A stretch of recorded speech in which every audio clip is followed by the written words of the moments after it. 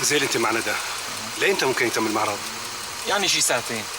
طيب انهيت شغلي جيت وانت اخرت، ابقى تعال مع البنات على البيت. مع السلامه. ماشي. نزلي.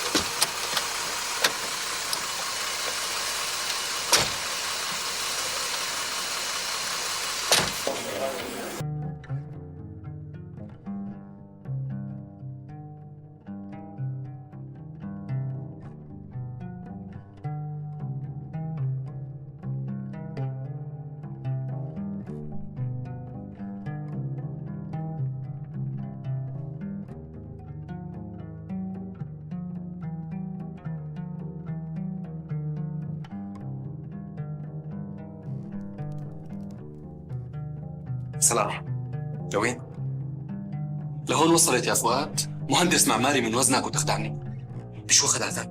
بذمتك هالمسخرة هي اسمها معرض؟ صلاح بقدم لك الانسه الحلوه ندى، اخت الفنانه. اهلا اهلا اهلا، كيفك عمو؟ رجع معي. لا اخي، اللي شفته بكفي. رجع معي صلاح. بدك تكتب؟ طبعا. عظيم. تعال نتفاهم شوي. على شو؟ صلاح انا اللي بيهمني انك انت شخصيا تكتب رايك بصراحه. على كل ما في شيء بينكتب عنه. ولو انت قدها وقدود. بخاف الجماعة يزعلوا. انا بيهمني انه رايك يكون صريح وعلمي. شو هدفك؟ هذا مو بس طلبي انا، لكن هذا طلب احمد. احمد طبعا. تفضل، هي رسالته. وشو اخبر؟ ما في شيء مهم، بس براسله.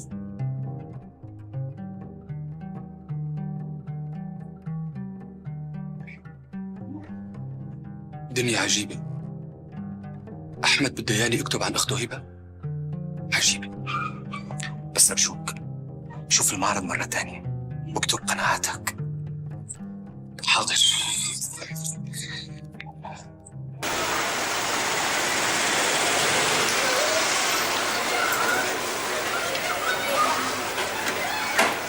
أهلا يا مدام. أهلا. أهلا وسهلا، تفضل. شو رأيك بالمعرض أستاذ صلاح؟ بكرة ممكن تقري بالجريدة. أنا عم أذنكم لأعمل جولة تانية بالمعرض. تفضل رافقك. أنا دائما بحب أشوف بعيني. مدام أمي وصلت، تعالي نسلم عليها.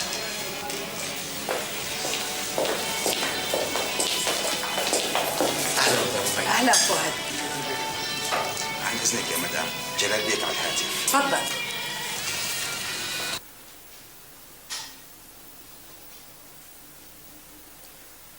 ايوه، شو اخبار المعرض؟ بقي 4 لوحات ما انباعوا. مو مهم، راح ابعث لك مشتري فورا وبتاخذ منه شيك. رح تحضر جلال بيك؟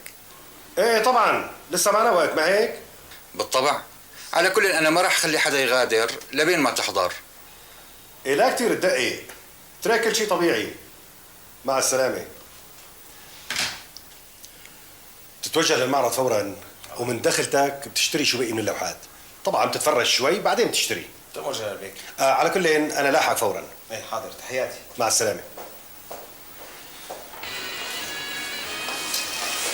مبروك انسة هبة، اللوحات البقيانين حجزت. المعرض كله انباع؟ عظيم، ألف مبروك. ايوه هو. ومين دعا؟ هذا معرض يا مدام، ما بنقدر نمنع حدا. طيب. بتقول عرفتك؟ الله يعطينا خيرها. بخاطرك. مع السلامة.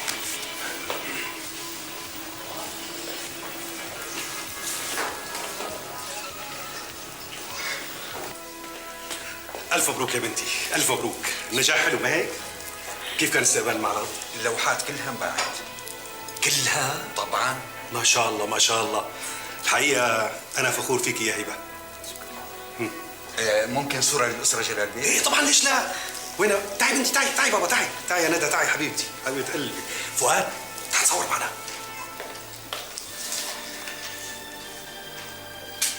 شكرا.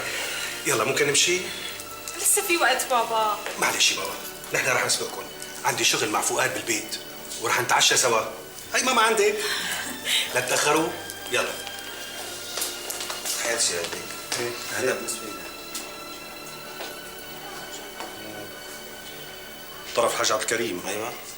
طيب قل له يمر بكره لعندي على المكتب وان شاء الله بصير خير. اوكي تحياتي. شو فاتيات المبروك. يلا يا فؤاد. صلاح كان بالمعرض ما هيك؟ ايوه. شو رأيه؟ ما سالته ما قال لك شيء؟ ابدا. على كل رأيه ما كتير مهم. بتعتقد رح يكتب؟ بعتقد طالما كان موجود ففي احتمال انه يكتب. اتصل فيه بكره او اليوم حتى لو كان الوقت متأخر وقول له ما يكتب شيء. حاضر. احمد كتب لك شيء؟ ابدا. شو اخباره؟ خرج من المصحة من فترة ولا هو لا بأس وعم يعيش حياة مستقرة. طبعا أنا عم بدعمه. طبعا. بتم ابنك. ابني على كل راح أعطيك عنوانه وبقى أكتب له. أنا معتمد عليك، يمكن يعقل. حاضر.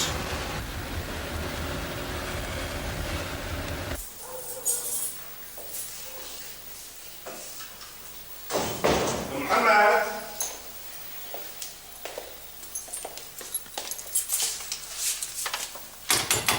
محمد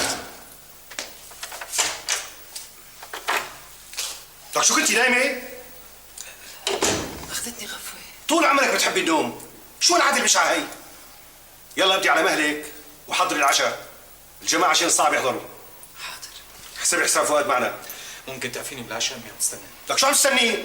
حسبي حسابه معنا وانت خبر امك والا رح اتعشى مع عمي جلال. ما بتعترض؟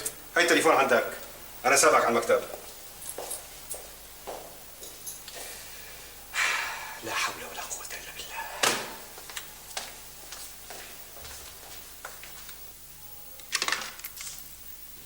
الو، مين؟ فؤاد؟ طيب لا تخالف عمك جلال. طيب انا رح اتعشى. لا بستناك وبنشرب الشاي سوا. يمكن اتاخر. رح اروح عند صلاح. جيب صلاح معك. ما بعتقد. على كل رح اشوف شو ممكن يصير. مع السلامه. مع السلامة.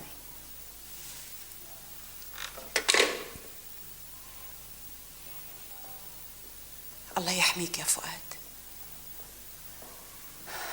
أنا أمك وما بعرف سرك ولا شو في ببالك. آخ يا جلال. هاي الميزانية جديدة لمشروعك. اتفقت مع شركات أجنبية لتنفيذه. طيب وليش ما ننفذه بامكانياتنا ومكتب دراسات عنا اعطي سعر اقل؟ مشكلة مكتب دراسات عنا واتحادنا إنه بينظر للأمور نظرة سطحية. بهالعقود في مزايا بالمحصلة بتعود علينا بربح أكبر. ايوه بس المشروع من اساسه لذوي الدخل محدود. ونحن رح نبيعه بنفس السعر اللي حدده مكتب الدراسات. طيب عفوا مع عدم المؤاخذه، وين الفائده اذا؟ هلا أنت إلك ثقة فيه ولا لا؟ طبعا لي ثقه. إذا لا تسأل كتير. وقع يا ابني. الأسبوع القادم رح أتصل الآليات وبعض الخبراء. الخبراء؟ لشو؟ مهمتك تأمن لهم إقامة لطيفة مو أكتر. وأنت المسؤول عن المشروع. لا تنسى أنه هذا مشروعك. بيوت نموذجية وبيئية للطبقات الشعبية من ذوي الدخل المحدود. وهذا نفسه مشروع أحمد، ما هيك؟ طبعا. عظيم. وهي عنوانه. اكتب له وقول له إن احنا عم ننفذ كل اللي بده إياه وما في حاجة للشوشرة. حاضر. وشوف صلاح إذا بالإمكان الاستفادة منه فعينه بالراتب اللي بدك إياه ومع كل الصلاحيات. ها؟ وصلوا على الموعد. عظيم، موعد العشاء عندي مقدس. على كل بتريد توقع هلا، بتريد تدرسها على مهلك مثل ما بتحب. العشاء جاهز جلال بيك.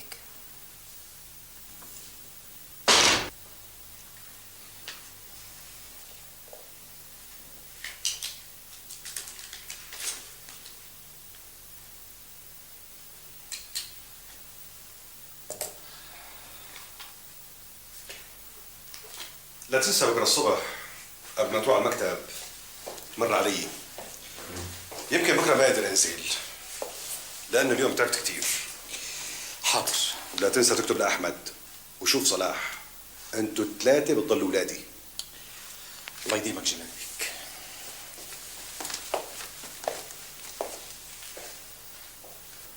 تفضل. بهالوقت المتأخر الله يسامحك، مو ملاقيها تخينة. انت بدعوة من الوالدة مو بدعوتي، يعني انا كتير حابب كحل عيوني بهالوش العكر. يا ميت اهلين وسهلين أهلين بالاستاذ وسهلين، صلاح. أهلين وسهلين. ما قلت لك يا فؤاد الا ما يقبل دعوتي. تعشيت يا صلاح؟ سبقتكم الحمد لله. كيف لما والصغير؟ كويسين، ماشي الحال. اذا نشرب الشاي سوا مثل ايام الدراسه. الله يديمك يا ام فؤاد، انت مفضله طول عمري. لا، الفضل لله. هلا انتوا بدكم تقضوها حكي؟ روحي انت حضري لنا الشاي لافهم شيء من الموضوع. الشاي جاهز، بس لا تحكوا شيء مهم لبين ما ارجع. انا بحب حكيات صلاح. امي عاشقة. ها؟ لك استحي. بيتم فيك خجل الريفي. كان بدك يعني يكون وقح مثلك. امي عاشقة لكل شيء طيب واصيل، وانت اصيل يا صلاح. الله يديمك. هاي احمر وشك. لك اخ يا ريت الزمن يرجع لورا. مو ممكن، لكن قول يا ريت الزمان يقدم لقدام. صح. انت بدك تتم هيك؟ شلون؟ اسمع، انا اليوم جايب لك عرض مهم. يسلموا هالديات عمك، انا اللي رح صب وضيف. استريحي. قلت لي عرض مهم من جلال بيك؟ من جلال بيك وباختصاصك. عظيم. وشو المشروع؟ مشروعنا البيت الشعبي النموذجي. ليش وافق على تنفيذه؟ بالكامل. اليوم وقعنا كل العقود، وخلال اسبوع رح تصل الخبرات الاجنبيه. خبرات أجنبية لمشروع وطني؟ هذا الامر بيفهمه جلال بيك. وأنت ما ممكن تفهمه؟ على كل الامر مو سر، وبالنسبه للبيع رح يكون بنفس القيمه المحدده سلفا من قبل مكتب الدراسات. والكلفة؟ ارتفعت نسبيا. عجيب. وجلال بيك بده يخسر لحساب مين؟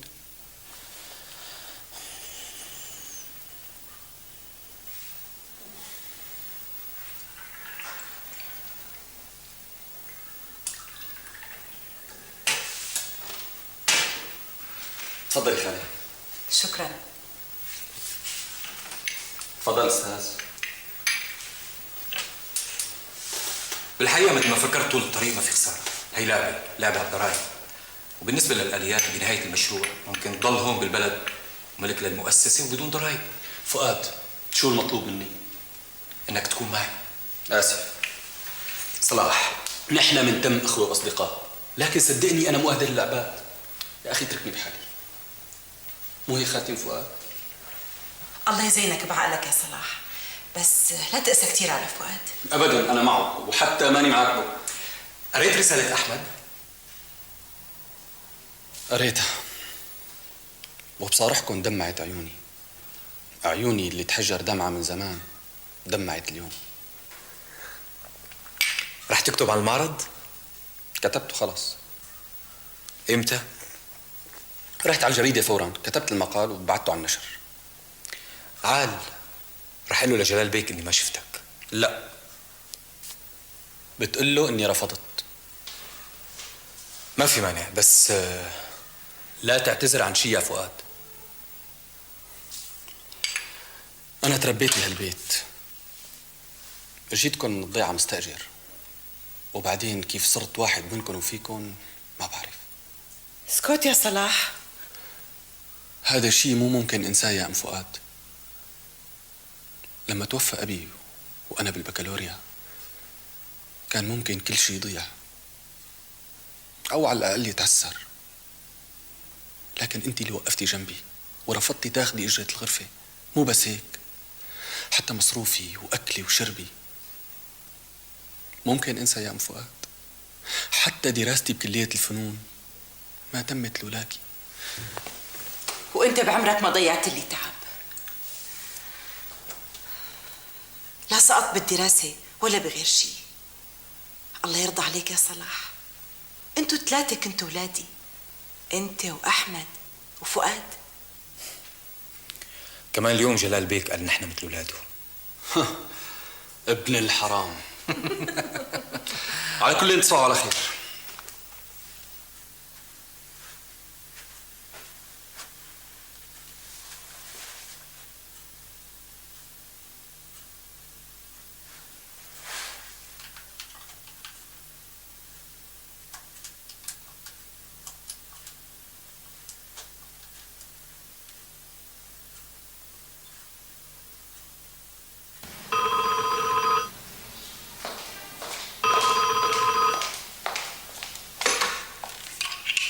الو. الو، مرحبا خالتي فؤاد، انا احمد. ايه عم بحكي من باريس. كيفكن؟ طمنيني عنك. الحمد لله الحمد لله. فؤاد عندك؟ ايه اعطيني اياه، بالله اعطيني اياه. تفضل يا أحمد. الو، صباح الخير احمد. بتعرف هلا انهيت رسالتي لك. كنت عم بشرك مشروع البيت الشعبي رح يتم. مع مين؟ مع جلال بيك والدك. معقول؟ هذا اللي صار. شو رأيك؟ مبروك. ممكن ترجع يا احمد؟ في شيء يمكن لسه ما فهمته يا فؤاد. اعطيت رسالتي لهبه؟ لسه اليوم. اعطيها اياها واكتب لي عن مشروعك بالتفصيل، بالتفصيل الممل والصريح. لازم افهم ابعاد كل شيء، لازم يا فؤاد، لازم. معقول فؤاد ما يفهم؟ معقول ما فهم؟ معقول؟ نسيت اساله عن صلاح كمان. هذا كله لاني لسه ما شربت فنجان قهوه. يلا يا احمد، هيا الى المطبخ. الركوه اولا، ثم الماء والبن والسكر والملعقه والغاز. اهم شيء هو النار. المعادله لا تكتمل الا هكذا. ثم فنجان قهوه يوقظ خلايا هذا الدماغ.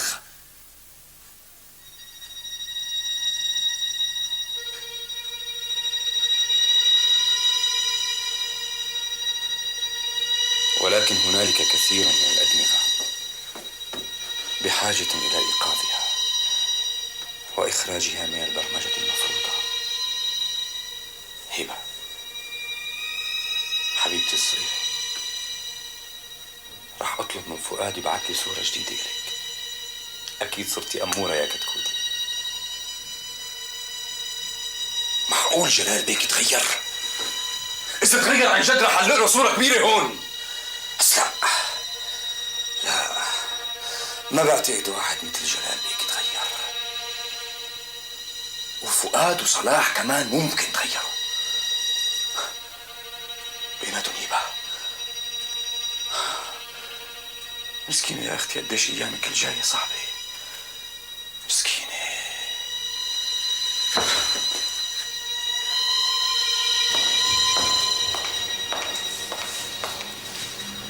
تسلم هالديات. عن شو حكيت مع أحمد؟ على ما يظهر أحمد بده هبة تمشي على نفس خطه. حرام يا فؤاد، اتركوا هبة بحالها. بس أنا شايفه مصر. وأنت؟ أنا شو دخلني؟ لا تحيرني يا فؤاد. أنت من سنين صاير غامض وما عم أفهمك. بشو عم تفكر؟ وإلك غيبات عن البيت ليالي. وين عم تروح؟ شو عم تساوي؟ لا تشغلي لي الراس الحلو هذا بأفكار مو حلوة.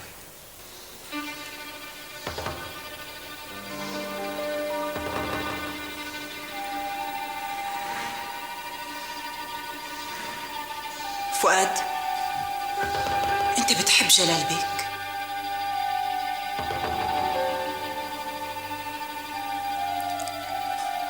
ما بعرف. على كل نصيحة يا ابني، لا تحب ولا تكره إلا إذا حكمت عقلك. نصيحة بمحلها. دايما يا متسلم الديات. يلا رح احضر حالي مشان اشوف تعليمات جلال بيك. عن اذنك.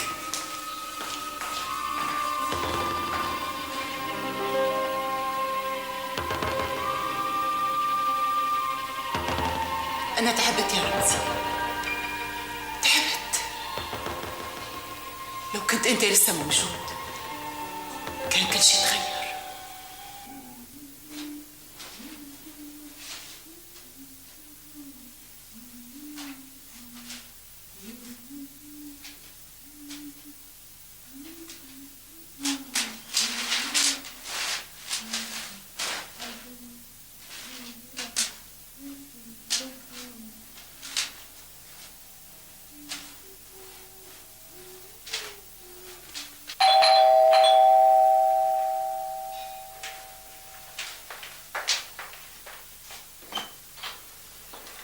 صباح الخير يا محمد. الله يصبحك بأنوار النبي.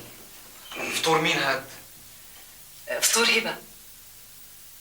طيب خدي لها هدول معك. من بكير أخذت لها جرايد. هي جريدة غير شكل. وهي رسالة من مين؟ محمد لا تتدخلي باللي مالك فيه. من أحمد. مالك هينة يا محمد. يا ابني ابعدوا عن هبة، حرام. لا تخافي. خبري جلال بيك اني وصلت. عم يستناك بالمكتب. تفضل.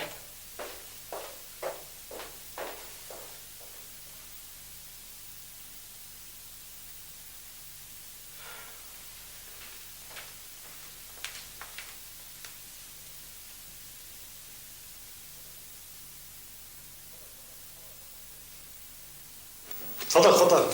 شكرا.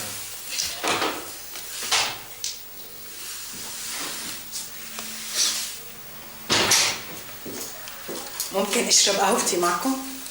هذا بيشرفني مدام. شوفي الحديث حديث عمل ويمكن تملي منه، فخذي حريتك. انت جرتي فيك تغادري. فؤاد مو غريب. طيب شو رأيكم أنا ساوي لكم القهوة؟ بنفسك مدام؟ من ايمتى ما فتي على المطبخ؟ يمكن من سنين. الله يكون بيعونا على القهوه لك. بس مقبولة، تفضلي. طيب أقول. تفضلي. شو هالجريدة؟ ما بكفي جرايد اليوم؟ هي جايب لك إياها فؤاد. هو هون؟ عن جلال بيك. تفضلي. رسالة من مين؟ ما بعرف. من أحمد. ريا بس لا تقولي لحدا.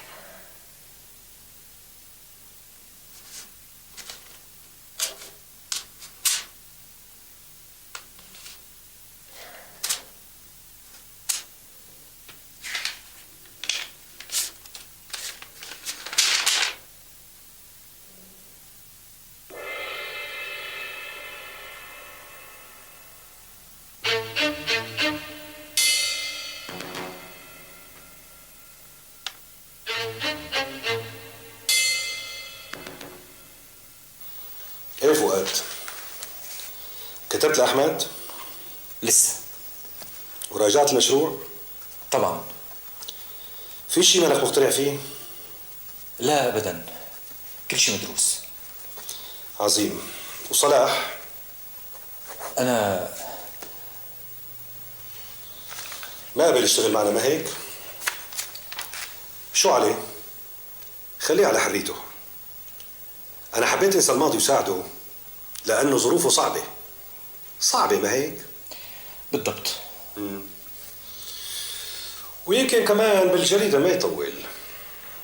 في شيء جديد؟ أشياء. واليوم ارتكب غلطة جديدة. قريت مقالته؟ قريتها وحابب هبة تقراها كمان. لشو؟ لازم تشوف كل الآراء. يا فؤاد أنا على كل ما في مانع، بس رح تشوفها صلبة تمام، وحكيه ما رح يأثر فيها بالمرة. أنا هيك مربيها. تفضل. شكرا. خير يا جلال، في شيء؟ لا الأمر عادي، بس مقال صلاح مقال تافه. فؤاد رايد هبة إيران. صحيح يا فؤاد؟ ايوه. ولشو؟ لاني بعتقد ان لازم تطلع على كل وجهات النظر. هيك بتعتقد؟ الك وجهة نظر تانية مدام؟ بالطبع. اذا انا اسف. كيف القهوة؟ اسلموا دياتك، بتمي بنت أصول. وانت يا فؤاد؟ بالطبع ممتازة. مع انك لسه ما دقتها. لا تستعجل يا فؤاد بإطلاق الأحكام، لا تاخذ قرارات بإيحاء من حدا. انت شو رأيك بمقال صلاح؟ انا ما لي اي خبرة بالنقد. ولو مهندس معماري وموهوب وما لك خبرة بالنقد والفن؟ مين اللي وجه هبة للرسم وانت؟ صحيح، بس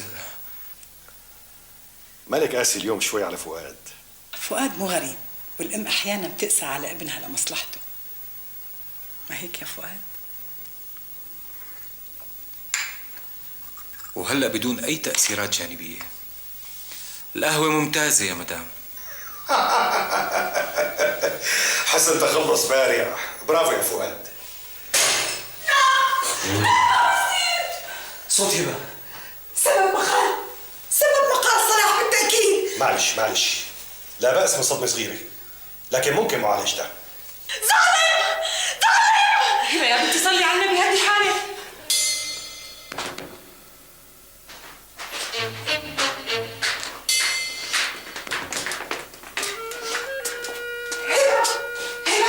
استنى يا فؤاد.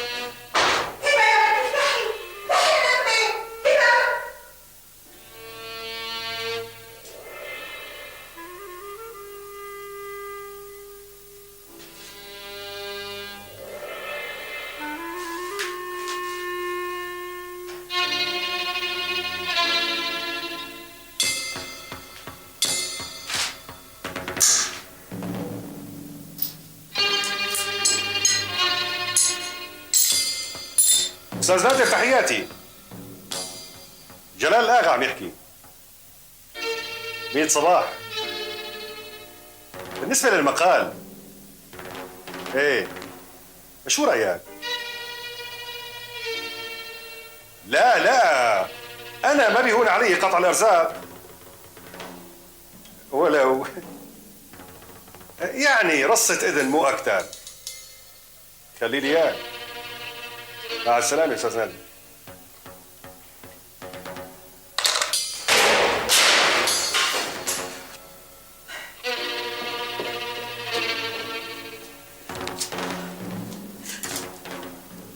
روح شوفها يا فؤاد.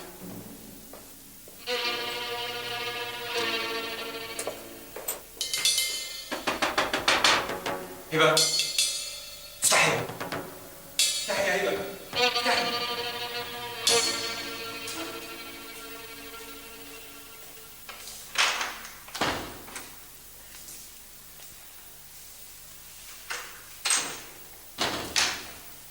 أنا إحساسي ما بيخيب، وجود فؤاد أصلا بين أولادنا غلط.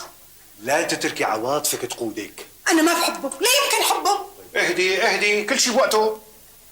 بدك تترك أعقاده الموروثة تدمر البيت؟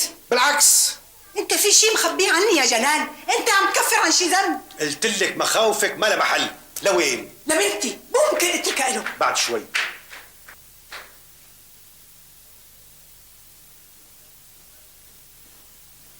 محمد، نعم جلال.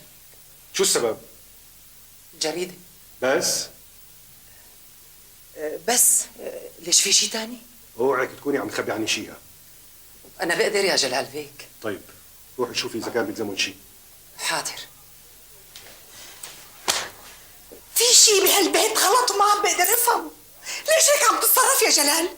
أعوذ بالله، شو بتتوسوسي؟ من يوم ما تجوزنا وأنت تركتي لي كل شيء على حريتي، غلطت شيء؟ لا، بس من كم سنة؟ من يوم أحمد وأنا حاسة بشيء مو صح. شو هو؟ ما بعرف. طيب اهدي. وهي الغلطة عم تتكرر مع هبة. ما هو ممكن ولا بسمح. بس هذا اللي عم بيصير وكأنه قدر. اصبري شوي.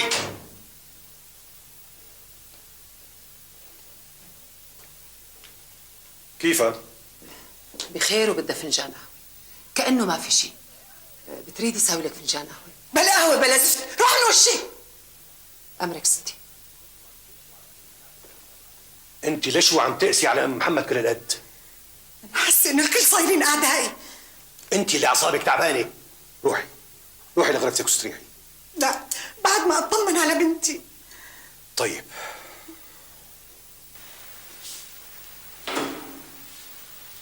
هديتي تمام يا هبه؟ يعني هبه لهالدرجه الحقيقه بتجرح. واللي كان امبارح شو هو؟ مهرجان كذب؟ والمهرجان لمين؟ وليش؟ والناس الموجودين شو دوافع لتكذب علي؟ تخدعني. اذا فكرتي منيح ممكن تفهمي. شو قال لك احمد برسالته؟ شوف هالمقطع.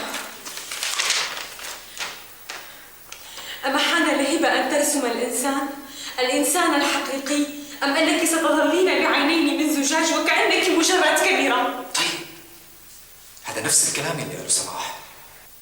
أعصابي ما تحملت. 3 معارض والكل عم بيقولوا لي أنت فنانة عظيمة. فوين الصح ووين الغلط؟ اللي عم يشتروا اللوحات والصحافة العربية كمان. انت لوحدك ممكن تكتشفي الصح والغلط. البيع والشراء مو مقياس. لا تحيرني. انا ماني رايدك تحتاري، انا رايدك تشوفي الدنيا صح.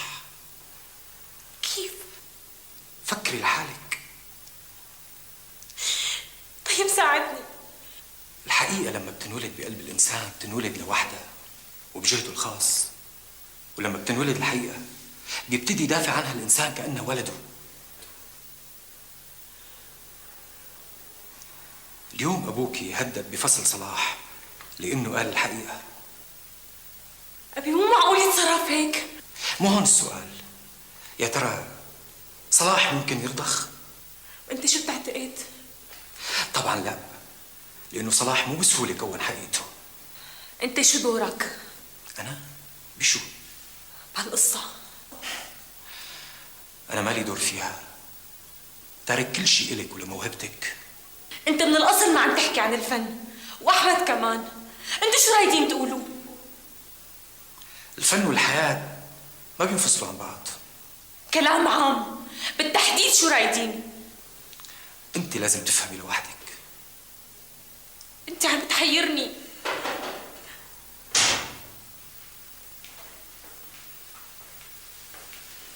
لا يا بنتي تفضلي.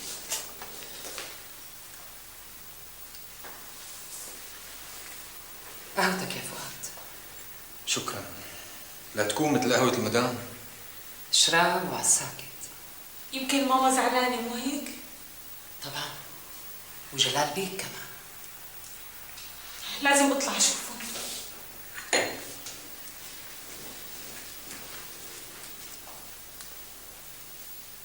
انت شو رايك تساوي يا فؤاد؟ ليش ما عم ترد؟ امك بتعرف شو عم بتساوي؟ وبتعرف قبل شو ساويت؟ لا، انا ما بعرفك هيك يا فؤاد. بالاول ما حكيت، لكن هلا مشان هبه ممكن اتدخل وما اسكت. أرجوك يا خالتي محمد. ارجوك انت يا فؤاد، ارجوك اترك هبه بحالها.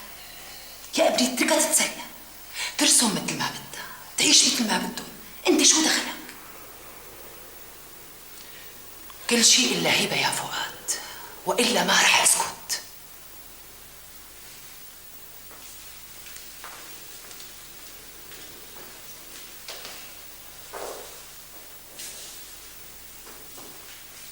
وهلا يا حبيبتي ان شاء الله صرتي احسن.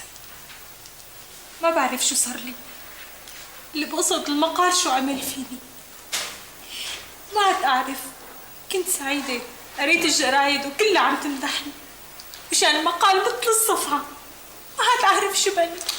يا بابا النقد ما بيقتل، وانت لازم تكوني قوية. صحيح، وفؤاد فهمني هيك وقال لي إنه هذا السبب الحقيقي اللي خلاه يعطيني المقال حتى أكون أقوى. فؤاد ماما، أنا بعد أحمد ما بقي لي أخ وفؤاد بداله، وبعدين طول عمرنا وبنعرف فؤاد، فليش خايفة منه؟ ماما مو خايفة منه، ماما خايفة عليكي. احمدوا الله انه ندى ما شافت هالفصل. وهلا يا حبيبتي بعد ما هديتي ممكن تفطري معي بدل فطورك اللي كبيتي. فؤاد بده يفطر معنا؟ لا يا بابا ما بعتقد، لأني أنا قررت أبدأ خطوات المشروع بنفسي، فلازم نطلع فورا. أنا محضر مفاجأة. هذا خبر بفرح. اسباني على المكتب لبين ما أجهز نفسي. يلا حبيبتي حضري حالك، بعد الفطور بنروح على الحلاق سوا. ايه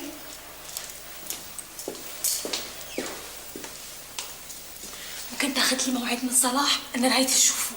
ممكن، وراح خبرك. خلي هذا سر بيناتنا.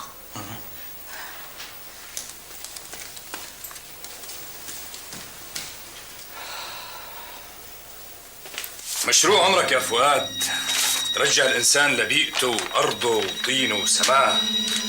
من ظهرنا وأنت عم تحلم، مو بالبيت وبس، لا، عم تحلم بالإنسان نفسه، الإنسان النقي اللي ما تشوه. بس أكبر غلط إنك ربطت مشروعك ومصيرك بعجلة مؤسسة الآغا وبيت الآغا ومدام الآغا. ليش يا فؤاد ليش؟ في شي غامض. يا ترى أنت اللي ربطت حالك ولا العجلة هي اللي اصطادتك؟ أكيد في سر، أكيد في سر، وأنا وبعيد صرت أشوف أكتر وأفهم أكتر وأعمق. أمك يا فؤاد هي بتعرف السر، وأمي كمان يمكن تعرف، بس أبي حتما هو صاحب الأسرار. بس نحن شو لما بدينا نسأل ونفهم طلع بوشنا 100 سور وسور، وكل واحد نتحارب شكل، وأفظع عقاب إنك تكون بنظره مجنون. وضلينا مثل ما رادونا مجرد أبناء، جيل ربوه مثل ما بدهم، ما بيصير يقول لا. حتى الحلم هن بينفذوه بيفسروه. بس هلا عندي إحساس غامض. أبدا الأمر ممكن يتحقق بهالسهولة، لا لا لا لا. طيب ليش بعد رفض عنيد يقبل هيك بسهولة؟ لا جلال بيك مو ممكن يقبل أبدا بهالسهولة أبدا، وأنت يا فؤاد صدقته. طيب شو رأي صلاح؟ وإذا كان ممكن يكون، يا إلهي راسي أنا لازم أكون بيناتكم، لازم أكون بيناتكم. يا ترى رسالتي وصلت لهيبة؟ وإذا وصلت ممكن يتحرك وش البحر الساكن. قديش مشتاق لك يا هيبة.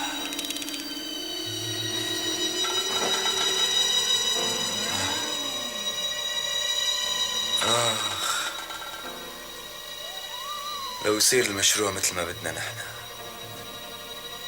ويطلع لي بيت حواليه العرايش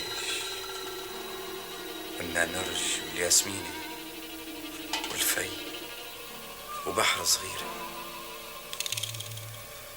بعدين ممكن نرتاح بين الجيران.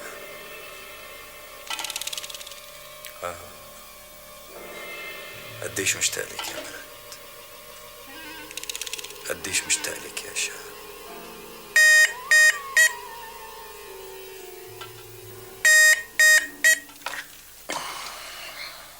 الو، اهلين. ايه انا احمد الاغا. شو رايي بالمشروع؟ اوف، ليش لحق يصل للصحافه الغربيه؟ يا سلام. طيب امرك امتى بتحب؟ اليوم؟ ايه انا جاهز اناقش الامر معكم. طبعا المشروع عندي واضح. مع السلامه.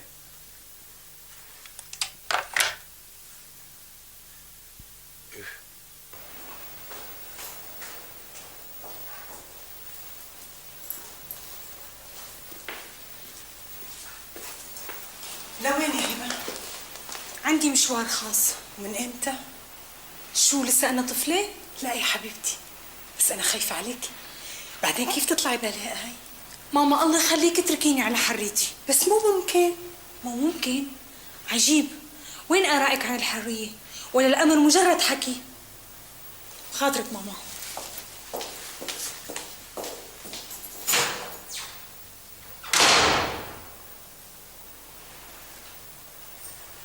بالطبع يسعدنا أن نشهد اليوم التوقيع على العقد المبرم مع الشركة العالمية والتي تعتبر من أكبر الشركات العالمية ذات الاختصاص والخبرة لتنفيذ مثل هذا المشروع المعماري الكبير، والذي يحمل في طياته البعد الإنساني إلى جانب بعده الاقتصادي والمادي. يعني في المحصلة هو مشروع حضاري يعيد للبلد أصالتها. والمشروع طبعا من تصميم مهندسنا الشاب واللامع الأستاذ فؤاد، وهو المسؤول أولا وأخيرا عن تنفيذ هذا المشروع وعن التوقيع على كافة الاتفاقيات. ومؤسستنا واتحادنا إنما يقدم خدماته دون طمع في أي كسب سوى كسب طموحات الدم الجديد. في الحقيقة إنها لحظة يعجز لساني عن التعبير عنها، ويسرني أن أترككم مع الأستاذ فؤاد ليوضح لكم كل شيء.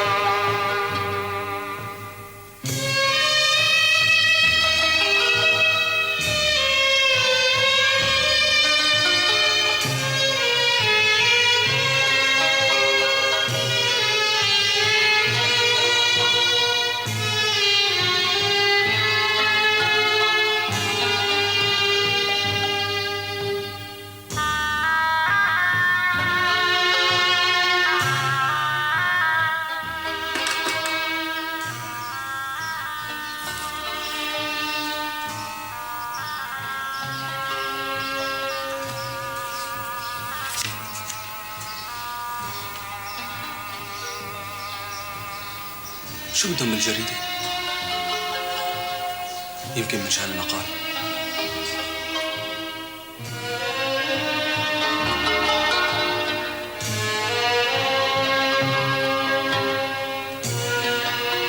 نفس الأسلوب.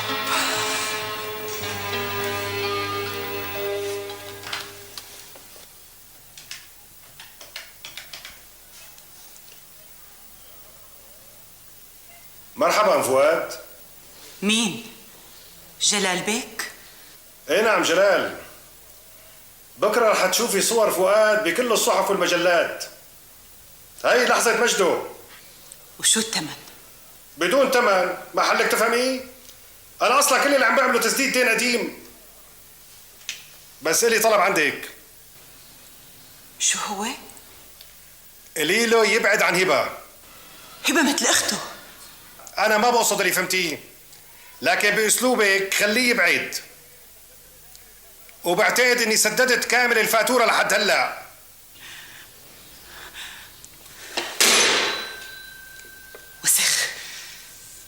من يومك وسخ يا جلال.